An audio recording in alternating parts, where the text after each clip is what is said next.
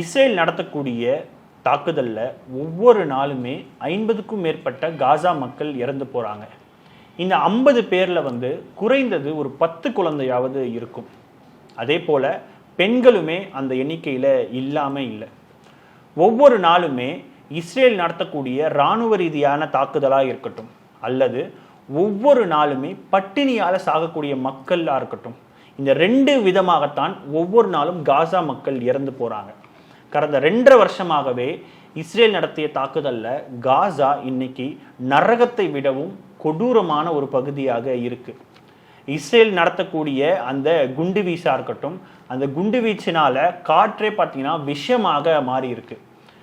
மிகப்பெரிய ஒரு சுடுகாட்டுக்கு மத்தியில தான் காசா மக்கள் தங்களுடைய வாழ்க்கையை நடத்திக்கிட்டு இருக்காங்க.